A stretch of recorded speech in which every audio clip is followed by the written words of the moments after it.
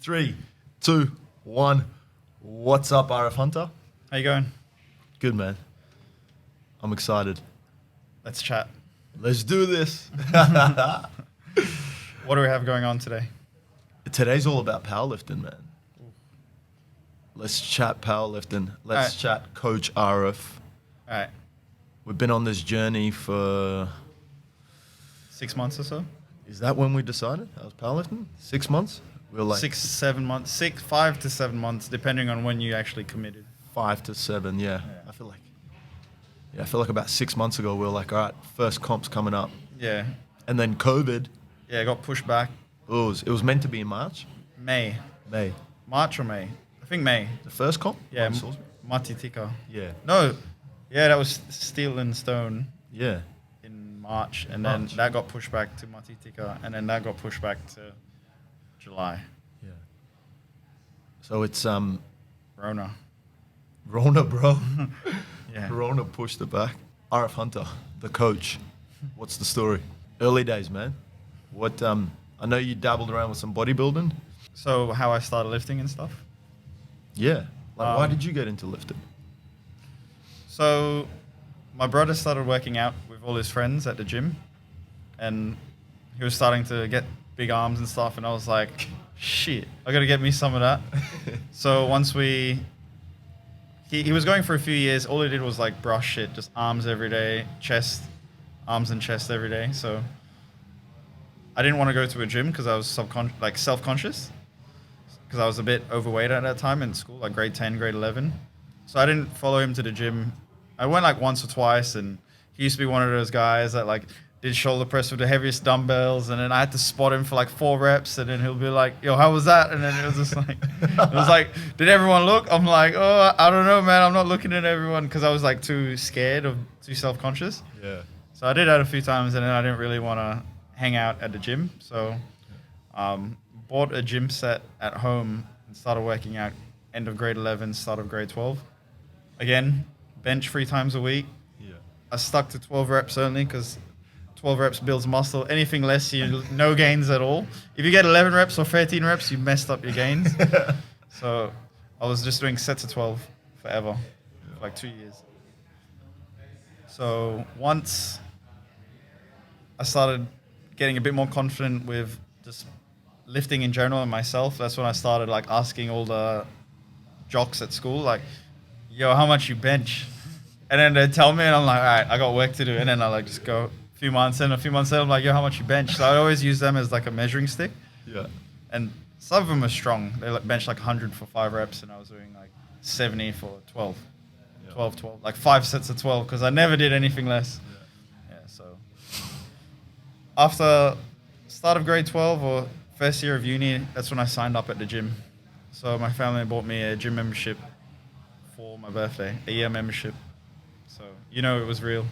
Shit. So I didn't have a license or anything. So caught the bus to the gym, started just lifting, just quietly lifting, slowly getting confident, just go in, work for a few years. Yeah. So at that time... How many times a week would you hit it? 5. 5 times a week, no legs. No legs, just upper no body, legs. 5 days, bro. Yeah. I did machines and stuff, but nah, man, squats hurt my neck. When the bar's on your back, oh man, it hurt. Yeah. So I didn't do squats until like the 2nd year of gym membership. Yeah. And it hurt, man. I had the bar 2 up on my neck, on my spine. On rack 97, felt like I was gonna die. Yeah. So with that, yeah, that's pretty much how I started. You gymming? Yeah. Bro shit 5 days a week. Yeah, but it was pretty like structured, and then that's when I started doing like sets of 6 to 8, and that's when heaps of gains came through. So at that time, I was following a bunch of like YouTubers and bodybuilders that talked a lot about what they were doing. So I guess you can say like my early inspirations were Matt Ogus, Chris Jones, and Lane Norton. Do you know any of them? No, not one, bro. All right. So Matt Ogus is this like bodybuilder on YouTube that just vlogs everything, like from him waking up, weighing his food, all the way through his workout, all the way to like doing whatever. And then Chris Jones was a little bit more relaxed, and it's just like, man, if you want to get swole, you got to lose those abs, and you got to actually like bulk up. and stuff like that. And then Lane Norton had like a PhD in nutrition, and he was like an authority in lifting. Yeah. So whatever he said, everyone's like, oh shit, you can have Coke Zero and you can blah, blah, blah. Yeah, so those two guys were good. So, yeah. So pretty much, by the sounds of it, right? Bodybuilding in the beginning? Yeah. How old were you when you did your first bodybuilding comp? 19. So I was already lifting properly serious for 2 years by then. Yeah. You know, when you buy your first tub of protein for $100, you know shit's real. You're all in. Yeah, you got money on the line, so you have to... You come home carrying the bucket. Yeah, 4 kilo bucket from the city, from the nutrition shop, and then you're on the bus with a tub of protein. You're just like, go make me some gains. Yeah, so that's when I did my first bulk. So I went for a tub of protein, $100, 4 kilos, mass gainer. Mass gainer, bro. Gained 4 kilos. What brand? Do you remember? Generic. Yeah. It's like the generic one. It was like black and red tub. Yeah. Yeah. So gained 4 kilos, finished the tub. I'm like, shit, I'm getting me another one. And then gained another 2 kilos. Lift's gone up. That was good. I was training pretty well. So I was doing like a 5-day split. Like I was doing chest twice a week, shoulders once a week, back. And then I started squatting already by then. Okay. So I got used to squatting. Yeah. But barely. And I haven't really deadlifted. Oh, I did conventional deadlifts, sort of. No, I don't even think I did that. No? No. Squats. Squats. Bro shit. Yeah. And then after a few years of like bulking up, cutting down, like when I was at university, I was studying IT. First 1 or 2 years, I was just, I think it's the first year. I'll just go to uni, Gardens Point, QUT, and I'll just be like, man, let's go get me some Japanese chicken curry and McDoubles. I was trying to maximize the calories per dollar. Yeah. So like McDoubles was like 600 calories for $2. That's good value. Good value? And then you got some protein with that. It was like 20 protein each. So I usually got like 2 or 3 McDoubles and a chicken curry. Yeah. So I was already like 90 kilos by then. Okay. I was just like swole, just getting strong. Are we talking before first bodybuilding comp? Because I know you took it out, bro. Yeah. You were 19 years old. You won your first bodybuilding title. Yeah, so that was before the bodybuilding comp. So I was already like bulking, cutting. Yeah, gone through the process. Yeah, so that was good. So I went on holiday with my brother to Malaysia and Thailand. And then when we came back, I'm like, all right, I'm cutting. I already started counting macros, like weighing my food, and like protein is 4 calories and carb is 4 calories, all that sort of stuff. So I was already familiar with that. But then that's when I committed to signing up to a bodybuilding comp. Yeah. It was like March 2012 or 2013. May is the comp. Yeah. So that was INBA. INBA was your first one? Yeah. So I came back from my holiday. I was 87 kilos. Haven't lifted for 3 weeks. And then just started cutting. So it was a 19-week prep. And then I went from 87 kilos to my lowest at 72.7. And then I like binged out that last week. I just like went to Carindale with my brother and we spent like $150 on food, like Max Brenner, Gomez, stuff I don't know. Before your comp? Yeah, so like this is on a Wednesday. Yeah. Yeah, so I like blew out. I'm like, man, I don't even want to compete anymore, because the reason why I started the prep is just to make sure like, oh man, does if it fits your macros work, does all this stuff work? Because I was eating pizza and ice cream and all that. So I was like, oh man, I know it works because I'm already like pretty shredded. So I'm like, I don't care about the comp. Yeah. Anyway, everyone was just like, just do it anyway. So I went from 72.7 to like 77 overnight. So Thursday, Friday, Saturday, I had to try and lose as much, like, because you get a lot of like water weight and glycogen. Your comp's on the weekend and you blew out on the Wednesday?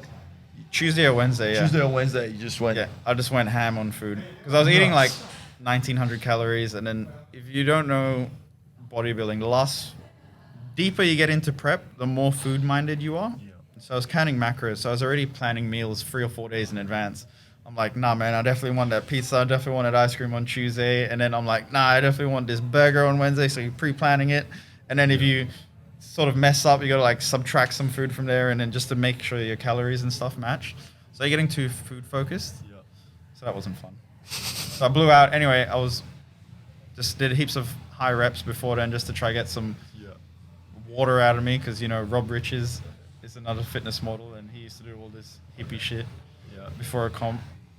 High rep shit. like high reps to like drain your glycogen, and then you carb up, and then it just like swells up. But then at that time when I was listening to Matt Ogus and Alberto Nunez of 3DMJ, he was Matt Ogus's coach. He's like, there's not much you can do when you're, and Lane Norton, there's not much you can do when you get close to comp day. It's like you're either fat or you're not. Like you either like have body fat or you're not. None of that magical stuff at the last week is going to do much. Yeah. Yeah. So What body fat percentage are you sitting on roughly before comp? I didn't do that. No. Yeah, because photos, it doesn't matter. No one's measuring your body fat on stage. It's how you look. Photos, yeah. So Shredded? Not. pretty lean. I started to get some striations in my glutes. Yeah. So back then, that was like the gold standard. Like, if your glutes aren't shredded, just go home kind of thing. So that was fun. Yeah. So I coached myself through that.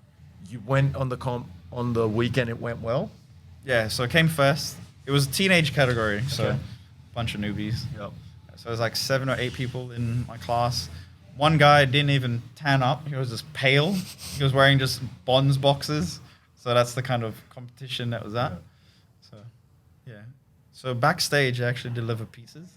They deliver pizza. Pizzas, and then there's Tim Tams, and then there's Coke. So like before I went on stage, I already had a whole pizza and like 5 Tim Tams. Because I was like, oh man, I'm ready here. All this free food. I was like, oh. Yeah. So I won my class, got a trophy, like whatever. And then it was like, had a big cup at the top, filled it up with Tim Tams, went out to the front. I was like, yeah. So what I didn't like about that was losing strength in the last 2 weeks. How'd it feel? Shit. So I remember I had to do 155 kilos for 6 reps, and I got like 4. And I was like, 150 Squat. Squat, right. yeah. And I was like, oh man, I lost my strength. This sucks. I don't care like how lean I was, because I lost 13 kilos at that point. Yeah. There was going to be a point where like I just lost strength. Yeah. Yeah. So that was like, oh man, I don't know if I like bodybuilding because I'm weaker. Yeah. Yeah. So straight after the comp, probably ate like 10,000 calories, just rebounded. Yeah. But back then, it's like what you wanted to do after a comp, like the professional way to do it is to reverse diet. So you know how you drop your calories as you go into comp, and then you sort of bring it back up slowly so your body fat and your metabolism catches up. Okay. Because back then there was something called, well, I guess you still have it now, called metabolic damage. Yeah. So let's just say if you chronically have low calories, your body's going to get used to that. Yeah. And then like your metabolism's low, your calories low, and if you suddenly shoot up, like your metabolism isn't going to jump up with it. You got to sort of baby it back up. Okay. So I didn't do that. Nah, None of that. You just blew out. Yeah, I just ate as much as I could, Okay. just because it's the end of a big thing, so you celebrate. And Yeah. I was so full, I couldn't sleep. I tried to sort of make myself vomit, and I couldn't, just because it was so uncomfortable. I was like, Damn. yeah, so back in the gym the next day. Next day you're back in the gym. Yeah, Okay. lost my abs pretty much, just because there's so much like water. You're just like puffy. Yeah, so I went from 74 to like 78, 79 kilos after a few days of eating kind of normal. And then that's when I was like, nah, I'm done with bodybuilding. I just want to get strong. Straight away you're like, no, I'm done. Yeah. With it straight after. And I didn't even know what powerlifting was. I was just like, I just want to get strong. Because during that prep, I benched 140 and I deadlifted 225. That was my first Fuck, it's not bad. triple body weight deadlift. So I did 225 at 75 kilos. During the comp prep, as Yeah, yeah. you're losing. Yeah, as this you're was like losing 8 mass. weeks out. Yeah. So that was fun. So first, Man, that's pretty good. yeah. So after then, I was just like, man, I just want to get as strong as I can. So I had like a year where I just didn't know what I was doing. Like I was just getting stronger. And then that was second year of uni. So by then I was like, man, I'm not sure if I want to do IT anymore. Just because when you do group assignments, it's like a group of 4, right? You have to do this project. Yeah. You have the programmer, you have like programmer B, and then you have the person that does the referencing, and then someone that just does nothing. And I was like the referencer or the person that does nothing. Yeah. So I was like, man, I'm not going to be able to rely on these guys when I graduate. So I'm like, I got to change degrees. Yeah. 2 years into IT. Yeah, it was second year. Did you go straight into XPhys? No, so XPhys after that? so that was 1.5 years of IT, and then I did IT and business, and I was like, nah, I can't do this as well. Yeah. I did like economics and data analysis, and I was like, nah. So I did a semester of nutrition, a nutrition subject and an exercise physiology subject, just because I didn't know which way I want to go. Yeah. And then I had all these questions for the nutrition teacher. She was probably not ready for them. And then she was just giving me like, she basically didn't know the answer because I was already canning macros. I was already into nutrition with the bodybuilding. I was like, nah, I don't want to make diets my whole life. Yeah. So that's when I chose X-Phys. Straight into the 4-year clinical? Yeah, so the next year, straight into 4-year clinical exercise physiology. Still QT? Yeah, still QT. So I was not at Gardens Point, I was at Kelvin Grove. So the food pickings wasn't as good. There wasn't a McDonald's. So I was kind of pissed. There was a Subway down there. Nah. No? At Kelvin Grove? I mean... I was hitting, but the Subway's not your jam. No. Too healthy. Meatball sub though, not bad. Yeah, so did exercise physiology. During the first few weeks, I met a friend in the subject. We were both late to the lecture. We both sat right at the back. And you know when you see someone that lifts and then he knows you lift, so you guys just have that mutual respect. It's like... So at the end of the lecture, we caught up, we talked, and we like had the same bus ride home. Yeah. So we're just talking on the bus, like, oh, what do you lift? And he was strong. He was like 80 kilos. He benched 140 for reps. Squatted like 170 for reps. No sleeves, no belt, nothing. Just like high bar ATG. I was like, oh shit. What's So ATG? ass to grass. Ass to grass, bro. Yeah. Okay. So I bought ass to grass. yeah, 140. like 170. 170? Yeah, at 80. So it's just strong. Fuck. Yeah. So that's when it's like, oh man, I've been thinking about doing this competition. So after, like, obviously we were friends after that. And then we signed up for a novice comp in powerlifting. Okay. So he wanted to do it just to win some subs and stuff because he was obviously pretty strong. Yeah. Yeah. So we went to do our first powerlifting how old meet. are you now? So first bodybuilding comp was at the age of 19. Yeah. You're like 21 now? 22? 20. 20. 20, like end of like 20. within a Yeah. year. Yeah. So 20 or maybe 21. Yeah. So first novice competition, we did it and it was all right. So I think I squatted 177.5 with no knee sleeves, just with a belt. Yeah. 177.5? Yeah. I think 177, bench 127, and deadlifted 230 conventional. What weight? 82. You're at 83. 82. Yeah, I was still pretty good looking, pretty lean then.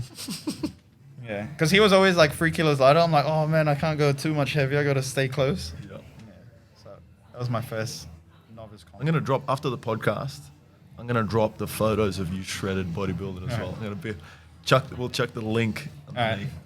We'll see how that goes. I'll find the good ones. Yeah. So we did that, and it was a lot better. My friend came second. He was pissed about it. All right. Because with the formula they used, it was Glossbrenner. And then if you're over 40 years old, you got like bonus points for being old. Even though like if you were 39 and you lifted the same, you would have lost. You lost by like a few points. Yeah, so they're like... Wait, what? He was older? Or No, the other dude. the other dude that won. Okay. Yeah, so you got like every year over 40, you got more points towards your score. Okay. Yeah, because it's like a coefficient. It's like the weight you lifted times whatever. Yeah. So obviously the coefficient would be higher. Okay. So the points would be higher. Okay. So I wasn't happy about that. Different weight class to you or same weight class? It's just that you just weigh in at whatever weight, and then Yeah. they just at the end of the day. Like, were you and him in the same weight class, or was he lighter than you? Or I don't think there was weight classes. there was just anyone on the day? Yeah. All right. It was a novice comp, so Okay. no federation or anything. Okay, I'm with you. So after that, we wanted to compete in proper federations where it's a little bit more stricter. So we went happy with like how Wait, relaxed. how'd you go? Did you place? What happened with the? I don't think there was weight classes. There was no. I So think there's I came- nothing. There's no. No. Oh, okay. So it's like they just spit out a score, whoever won. Oh right. Yeah. Okay. Yeah. So I'm with you. yeah, so I think it came like 7 for 8th out of like, I don't know. I can look up the score. Yeah. Yeah. So that's when we wanted to do some proper comps. Right. Because the judging was relaxed because it was a novice comp. They gave some lifts that shouldn't have given, Okay. and then we were like pretty like, nah, man, we're not cool with that. So Okay. went into some powerlifting comps. Yeah. So we signed up to Powerlifting Australia. Okay. Yeah, so that's a federation where you sort of like you get drug tested and there's strict rules and so on. Okay. So we did our first comp at Iron Underground, 2013. That was our first comp together. Me, him and Wendy, my partner, all our first comps. So that was fun. So I was a lot stronger then. I was heavier too. Yeah. I was a lot heavier. I was like 100 kilos. Okay. 99. Yeah, so that was our first experience at our affiliated comp, proper comp. So that's when you have to weigh in properly. You have to wear proper equipment. You can't just wear like basketball shorts. You have to wear like a soft suit. All your equipment gets checked. It was pretty strict. Like I couldn't wear a shirt with a logo. My underwear couldn't be a certain way. It had to be like full on like proper undies, DTs. Yeah. So that was fun. What's my undies like this weekend? I think they relaxed that rule now. Okay, sweet. So I had to wear no undies Oh shit! because I didn't have any undies Yeah, on me. yeah. So I just had to free. All ball right, it. okay. Yeah, I had to free ball it, and I had to wear my shirt like back to front, and I had to wear someone else's shirt from the crowd, just because it was really strict. Okay. Nuts. So like I didn't have a coach then. We were just doing it YOLO. Yep. So we were learning a lot that comp. Yeah. 2013, first comp. 665 total or 660. 230 squat, 165 bench, 260 deadlift, something like that. Your strength's gone up a lot. Yeah, I was comp. I was chunky, and that was high bar too. Okay. Yeah, so I was higher on my back. Yeah, and Wendy, we didn't even know the rules. When she did her first squat, she paused at the bottom. She thought she had to wait for an up call. Oh shit. Okay. Yeah, so that was good. Yeah, so she just paused rep to first squat, and then they were like, "No, you don't have to pause," and then that was good. Yeah. And that was actually like an unofficial record, but you couldn't break a record because you haven't been a member for 6 months. So there's rules with that too. So like, let's just say someone that's really strong, is a little bit suspicious. They can't just join up and break a record. They have to. They have to like be a member for a certain amount of time so they can be drug tested. So everything's legit. Do you have to do any comps in that 6 months, or you're just a No, member? you just for have to be a 6 months? member because you have to report like who your coach is, where you train, and then if you say you train in like this gym, like it might raise some flags and stuff. Yeah. Or this day, this time, and then you could get drug tested. Yeah, just Whilst unannounced. you're training or something. Yeah. And then I think there's a few people that sort of got done for that. Okay. Yeah. So the drug testing is with a SARA, or they do WADA testing. So it's like super sensitive. They keep like an A sample, a B sample. They have to watch the pee leave your body. So you gotta like pull your jocks down to your knees. You gotta pull this up to like. No, it's like So you legit testing. Yeah, be prepared this weekend. Okay. Testing this weekend? Oh, it's random. All right. Yeah. Just as well that I Someone will didn't watch you ever do it. pee in a cup. Okay, Yeah. shit. And then, yeah. So I drink a lot on comp day. So like, I didn't get tested at comp, but Okay. when I do, I drink a lot of water. Yeah. And then like the cup's like this big, and I'm like filling it up. Like, do I stop? Do I stop? Because I can just fill it up twice. Yeah. So that was fun. So that's legit. First legit comp. So that qualified us for nationals, junior nationals. Okay. This first comp was in Brisbane? Yeah, Albion. Okay. Oh yeah, Iron Underground. So after that, we did junior nationals in Melbourne. Or was that the following year? How soon after? I think it was either August that year or August the following year. I think it's Okay. the following year. It's definitely 2015. Okay. So me and Wendy, we both competed in that. And we both came out junior national champions. So, Junior national champions. yeah, so I was 2015 junior national champion in Melbourne. That was fun. Wendy won her class, broke some records, and I won my class, broke some records. Someone got a deadlift record though. Oh, yeah. So the thing with the records is you got to have like national judges in each chair, and then it has to be you have to beat a record by half a kilo at that time. So if someone deadlifted 260, you have to deadlift 260 and a half. Okay. Or if someone deadlifted 250.5, you have to do 251. Okay. Yeah. So. What records did you get, man? This sounds nuts.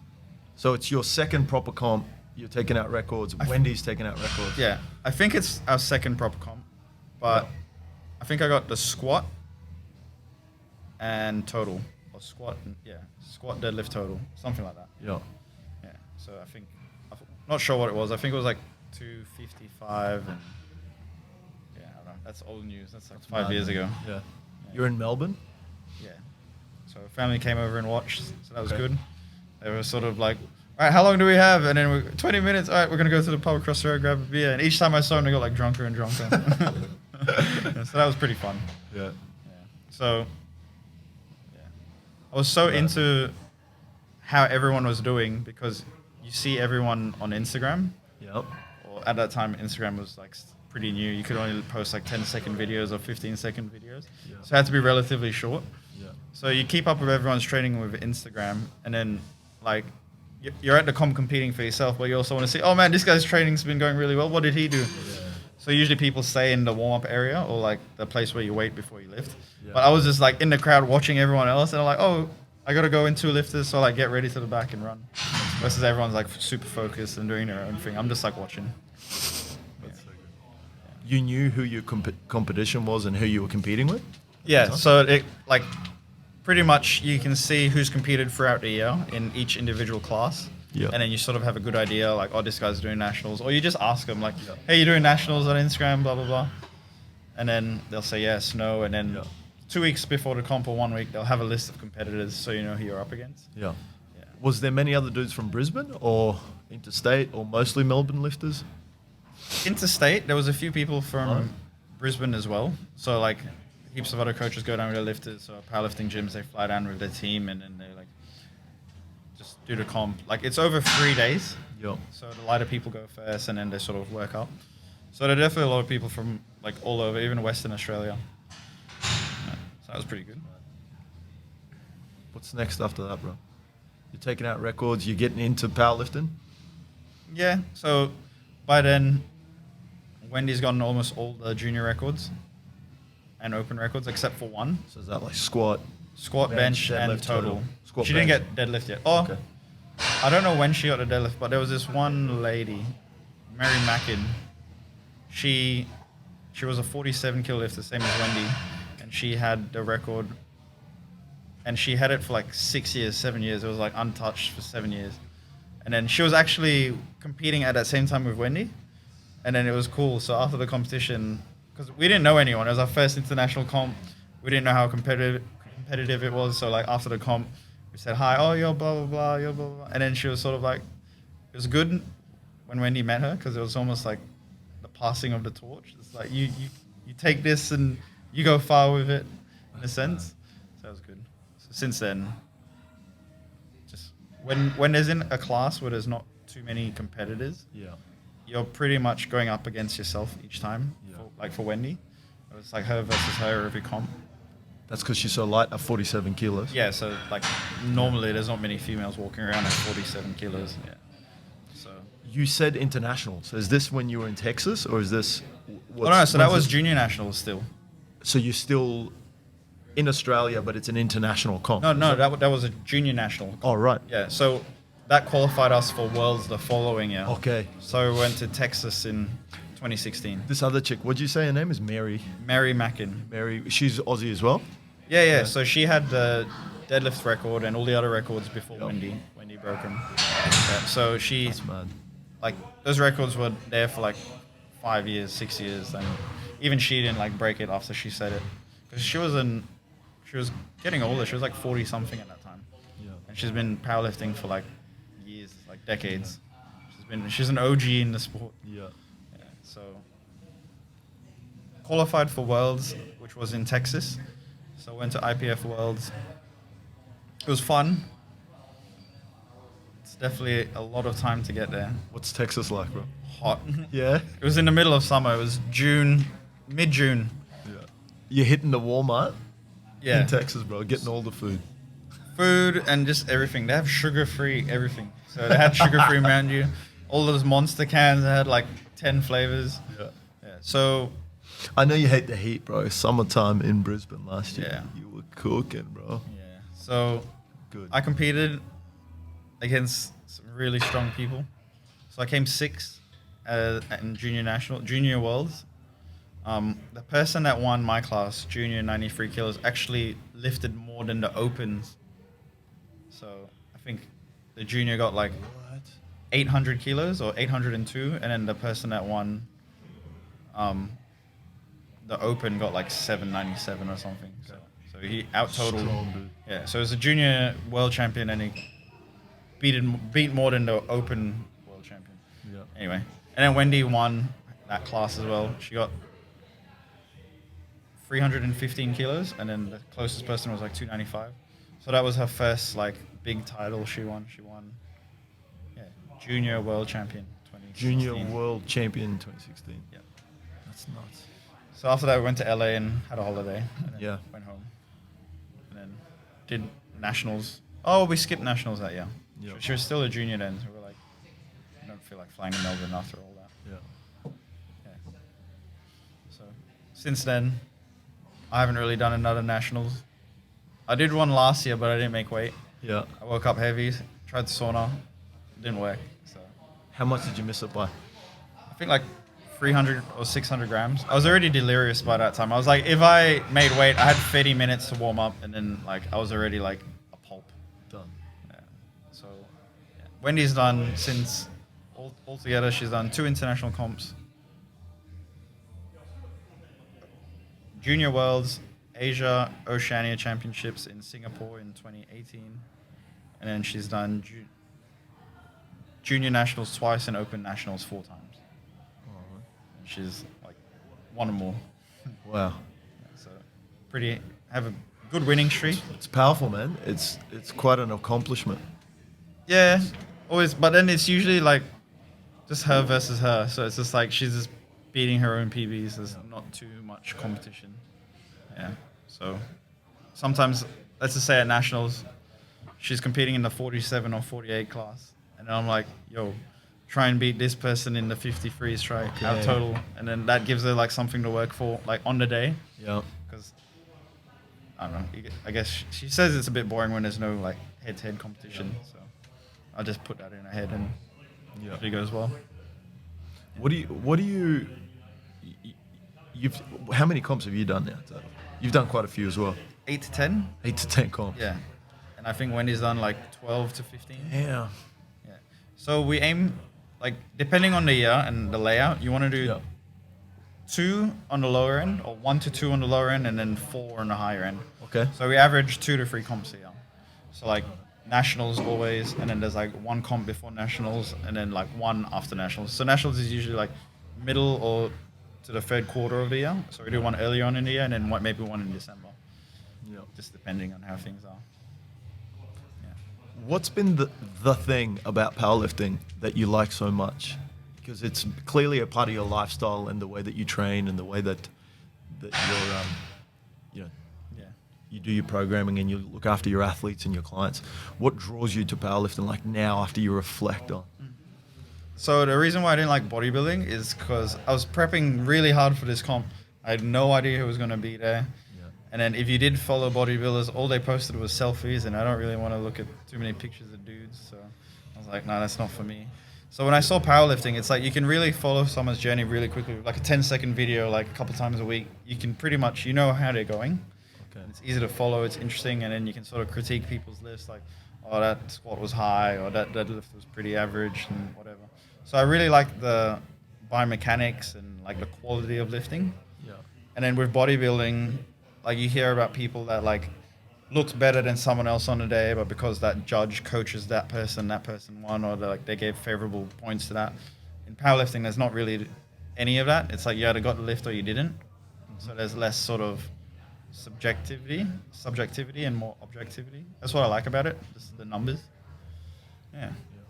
And eating. Speaking of eating, man, I'm nervous as fuck about making weight for my first comp. Yeah. So this Saturday? Yeah. What's the comp? What's the federation? Where we going, bro? So we're doing a Powerlifting Australia comp. That's under World Powerlifting. That's the international affiliate. Is that good? What does all of that mean? Yeah. So there's different feds? Yeah. So this one is like one of the more stricter feds. So there's drug testing versus some feds that don't drug test. With this raw category, you can wear knee sleeves, Okay. Other ones you can wear knee wraps. And with the deadlifts, we use a stiff bar. We use a stiff bar for all 3 lifts. Okay. And other federations use a deadlift bar.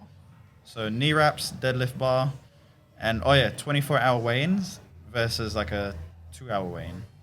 Okay. So let's just say if you like kill yourself in the sauna, you just like lose 3-4 kilos. You have 24 hours to rehydrate before you actually lift. This Saturday? No, like the other federations. Okay, I'm with you. Versus this one, you We've weigh in only on got the day and you're lifting it like a few hours later. Yeah. So if you cut too hard, like you might not be good by the time you need to lift. Yeah. So it's like if you're in the 94 kilo class, you're actually going to be close to 94. You're not going to be 100. Versus some people, like they gain 6, 7, 8 kilos between weigh-ins and lifting if it's like a 24-hour weigh-in. Yeah. Yeah. Okay. So pretty strict. Everything's sort of harder because you got to squat deep, stiff bar, knee sleeves, not knee wraps, and so on. Yeah. So you're nervous for cutting weight?